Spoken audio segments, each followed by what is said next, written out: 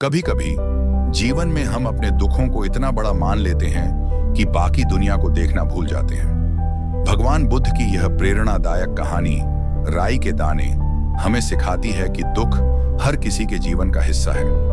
एक महिला के सफर की यह कहानी, जिसने अपने दुख का हल ढूंढने के लिए बुद्ध से मदद मांगी, हर किसी को जीवन का गहरा संदेश देती है। क्या आपने कभी सोचा है कि अपने दुखों का सामना कैसे करें और उनसे ऊपर उठें? चलिए इस गहन और मार्मिक कहानी के माध्यम से उस महिला की यात्रा पर चलते हैं, जिसने एक राई के दाने के लिए अपने गांव की हर दहलीज पर दस्तक दी। एक गांव में एक महिला थी जिसका इकलौता बच्चा बीमार होकर चल बसा। अपने मृत बच्चे को गोद में लेकर वह विलाप कर रही थी। उसे कहीं से यह उम्मीद थी कि कोई उसकी मदद करेगा और उसका बच्चा फिर से जीवित हो जाएगा।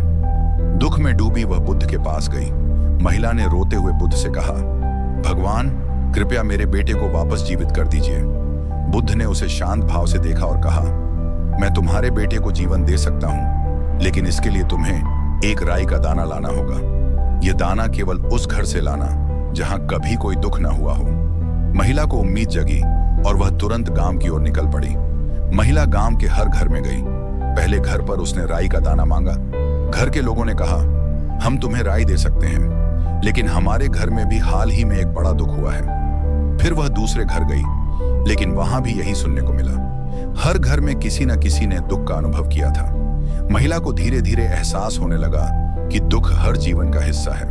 गांव के हर घर से निराश लौटने के बाद महिला को यह समझ में आया कि दुख सिर्फ उसका नहीं है, यह तो हर किसी के जीवन का एक हिस्सा है।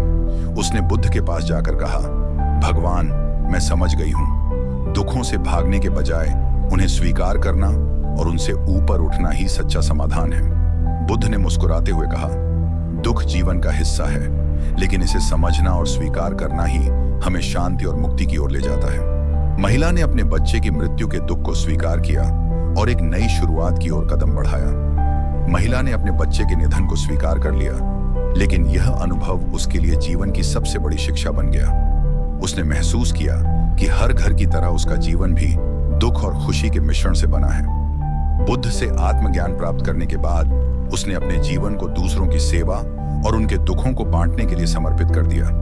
वह गांव में लोगों के पास जाती और उनसे उनके दुखों की कहानियां सुनती। उनकी बातों से उन्हें सुकून देती और बताती कि दुख हर किसी के जीवन का हिस्सा है। धीरे धीरे वह गांव की सबसे सम्मानित और प्रिय व्यक्ति बन गई। महिला ने एक दिन फिर से बुद्ध का दर्शन किया। उसने कहा, भगवान, आपने मुझे मेरे दुख से ऊपर उठना सिखाया। अब मैं दूसरों को उनकी कठिनाइयों में सहारा देना चाहती हूँ। बुद्ध ने मुस्कुराते हुए कहा, तुम्हारा यह प्रयास तुम्हारे जीवन को सार्थक बनाएगा। सच्ची करुणा वही है जब हम अपने अनुभवों से दूसरों को सहारा दें। उन्होंने उसे आशीर्वाद दिया और उसे करुणा और सेवा का पथ अपनाने का मार्गदर्शन दिया।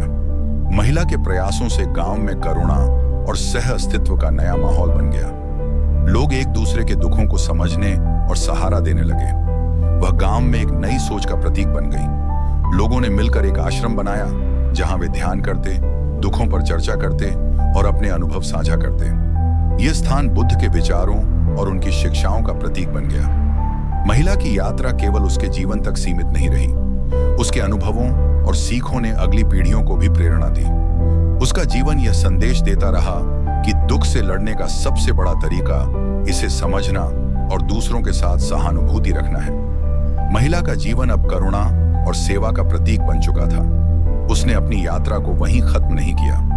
आश्रम में लोगों की मदद के साथ साथ उसने आसपास के गांवों में भी यात्रा शुरू की। हर जगह वह बुद्ध का संदेश फैलाती। दुख को स्वीकार करना और दूसरों के साथ सहानुभूति रखना ही सच्चा समाधान है। उसकी बातें सुनकर बहुत से लोग अपनी समस्याओं से उबरने लगे। आश्रम धीरे धीरे एक ऐसा केंद्र बन गया जहां लोग न केवल ध्यान और शांति का अनुभव करने आते, बल्कि जीवन को एक नई दृष्टि से देखने का पाठ भी सीखते। महिला ने बुद्ध से आखिरी बार मिलने की इच्छा जताई। जब वह उनसे मिली, बुद्ध ने उससे कहा, तुम्हारा जीवन अब दूसरों के लिए प्रेरणा बन गया है। याद रखना, आत्मज्ञान केवल अपने लिए नहीं होता, यह दूसरों को भी उस राह पर चलने के लिए प्रेरित करता है। महिला ने बुद्ध के चरणों में झुककर आभार व्यक्त किया। वह जान चुकी थी कि उसका जीवन अब पूरी तरह सेवा और करुणा के लिए समर्पित है। महिला की शिक्षाएं धीरे धीरे और अधिक लोगों तक पहुंचने लगीं। उसकी कहानियां अब हर जगह गूंजने लगीं। लोगों ने अपने दुखों को स्वीकार करना और उन्हें सहानुभूति और सेवा के माध्यम से हल करना सीख लिया। वह जहां भी जाती, लोग उसे करुणा की देवी कहने लगे। उसने लोगों को सिखाया कि दुख जीवन का हिस्सा है, लेकिन यह हमें मजबूत बनाने के लिए है। महिला ने अपनी अंतिम सांस तक सेवा और करुणा का संदेश फैलाया।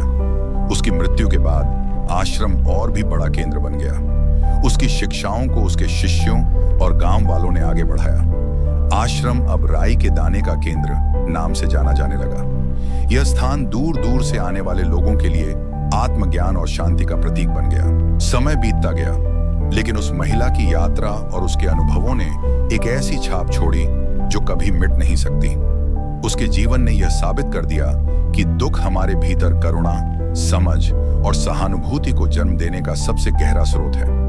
आश्रम, जिसे राई के दाने का केंद्र कहा जाता था, अब आत्मज्ञान के साधकों और जीवन के अर्थ को खोजने वालों के लिए एक पवित्र स्थल बन गया। लोग वहां आते, ध्यान करते और उस महिला की कहानी सुनते। यह कहानी उन्हें उनके जीवन के दुखों का सामना करने और शांति पाने का साहस देती।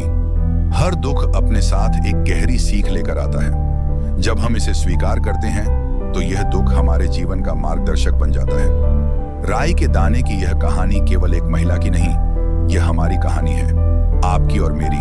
हमें केवल अपने भीतर देखने और करुणा का रास्ता अपनाने की आवश्यकता है। यह कहानी हमें सिखाती है कि जीवन में दुख से भागा नहीं जा सकता। इसे स्वीकार करना और इसे दूसरों के साथ बांटते हुए सहानुभूति और करुणा का जीवन जीना ही सच्चा आत्मज्ञान है। महिला का जीवन यह बताता है कि एक छोटे से अनुभव से भी बड़े बदलाव की शुरुआत हो सकती है।